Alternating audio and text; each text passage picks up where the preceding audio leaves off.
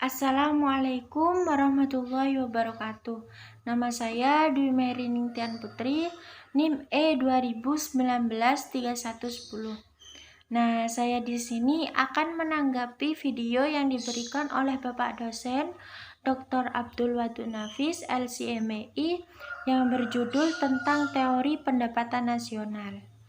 Nah, jadi yang pertama kita bahas yaitu definisi pendapatan nasional. Definisi pendapatan nasional adalah nilai total output akhir suatu negara dari semua barang dan jasa yang diproduksi dalam satu tahun. Nah, artinya apa? Yaitu bahwa negara itu akan menghitung dalam satu tahun apa yang diproduksi, entah itu barang maupun jasa. Nah, yang selanjutnya yaitu konsep pendapatan nasional. Yang pertama yaitu produk domestik bruto atau GDP. Artinya yang mana jumlah produk baik itu barang maupun jasa yang diproduksi oleh unit-unit di dalam batas wilayah suatu negara atau domestik selama 1 tahun, yang memiliki rumus pendapatan masyarakat dalam negeri ditambah pendapatan asing luar negeri. Nah, yang selanjutnya yaitu produk nasional bruto atau GNP adalah nilai produk barang maupun jasa yang dihasilkan oleh negara tersebut di luar negeri. Nah, contohnya jadi jika ada seorang pria asal Indonesia yang menjual pakaian di Vietnam, maka barang atau jasa yang dihasilkannya itu termasuk ke dalam GNP. Nah, cara menghitung GNP itu sendiri dengan cara GNP sama dengan pendapatan WNI dalam negeri ditambah pendapatan WNI luar negeri dan dikurangi pendapatan asing dalam negeri.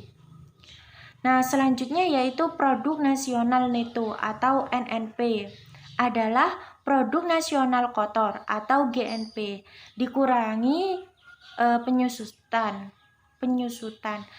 Selanjutnya yaitu pendapatan nasional neto atau NNI adalah pendapatan yang dihitung menurut jumlah balas jasa yang diterima oleh masyarakat. Balas jasa sebagai pemilik faktor produksi dengan rumus NNI sama dengan NNP dikurangi pajak tidak langsung.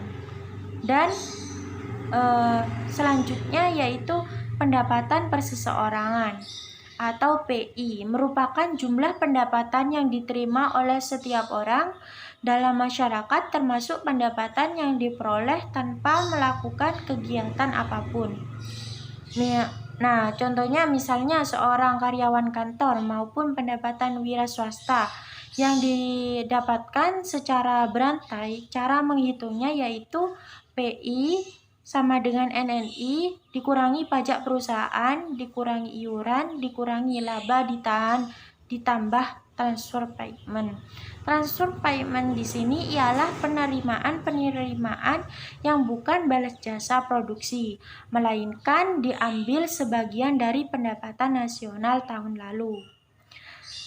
Nah, dan mempunyai nama lain disponible income. Pendapatan ini adalah pendapatan yang siap untuk dimanfaatkan guna membeli barang dan jasa konsumsi dan selebihnya menjadi tabungan yang disalurkan menjadi investasi dengan rumus DI sama dengan PI dikurangi pajak tidak langsung.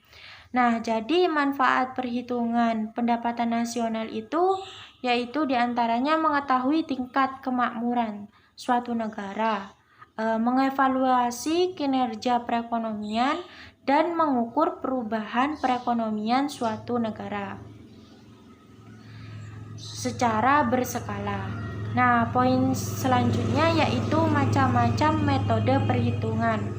pendapatan nasional. Yang pertama yaitu cara metode pendekatan nilai produksi, yaitu menjumlah barang atau jasa yang diproduksi oleh seluruh usaha, baik itu BUMN maupun UMKM.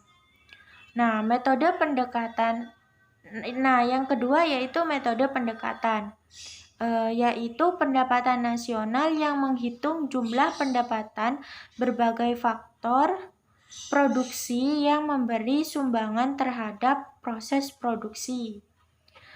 Yang ketiga yaitu metode pendekatan pengeluaran, yaitu menjumlahkan semua pengeluaran dari rumah tangga, perusahaan pemerintah, dan masyarakat pada periode tertentu.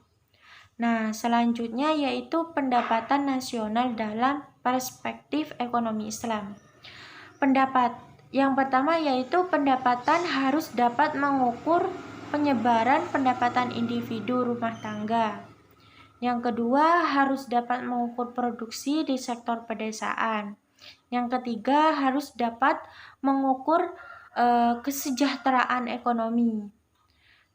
Sedangkan sumber-sumber pendapatan nasional itu sendiri dalam ekonomi Islam yaitu ghanimah, sedekah, infak, zakat, urs, jizyah, kharaj, pajak, tambang, dan harta karun.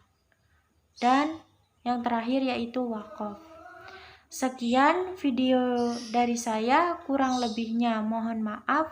Wassalamualaikum warahmatullahi wabarakatuh.